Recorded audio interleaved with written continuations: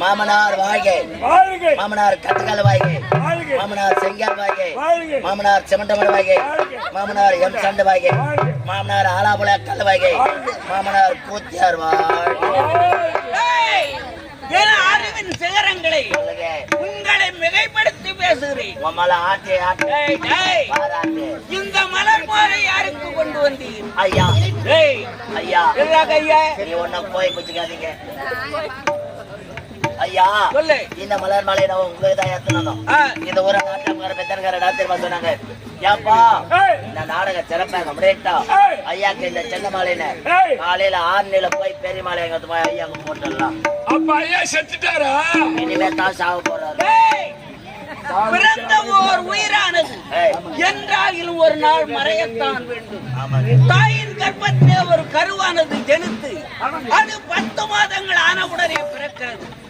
அந்த பிறந்த குழந்தையின் பிஞ்சு பாதங்கள் எப்பொழுது இந்த மண்ணை தொடுகிறதோ அதனுடைய தலைவிதியை பிரம்மன் வகுத்து விடுகிறான் தலைவன். அப்படி இருக்க என் விதியை வாக்க நீ யாராடே? மணியா கொண்டதான் இந்த விஜயபுர நாடு. விஜயபுர நாட்டை விஜயசேகர மன்னராகிய நான் சீரும் சிறப்போடு ஆட்சி புரிய என்றால் இதற்கென்ன காரணம் தெரியுமா? கடமை கண்ணியம் கட்டுப்பாடனை அனைத்தும் தன்னகத்தே கொண்டு அரசாட்சிப்படிதான் இருக்க வேண்டும் என்று எடுத்துரைக்க வேண்டிய அத்தனை பேரும் தான்.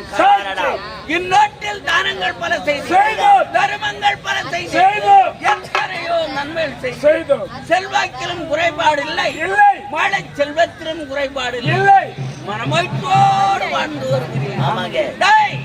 ஆசைக்கு ஒரு ஆண்மகனை ஆசைக்கு ஒரு பெண் பிள்ளையும் பெற்றெடுத்து ஆண்மகனுக்கு கீழ் அரசன் என்று பெயர் வைத்து பெண் குழந்தை கீழ் அரசி என்று பெயர் வைத்து ஐயா பொண்ணா ரேசன் வச்சு வச்சிருக்கியா? இல்லடா பச்சை வச்சு பாருயா, போட்டாச்சு வச்சியா? இல்ல வேச்சு வச்சு இல்லடா குத்துடா.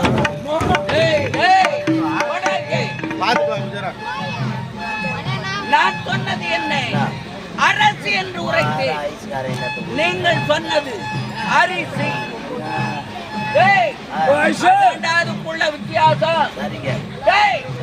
என் மனைவியை பார்க்க வேண்டும்.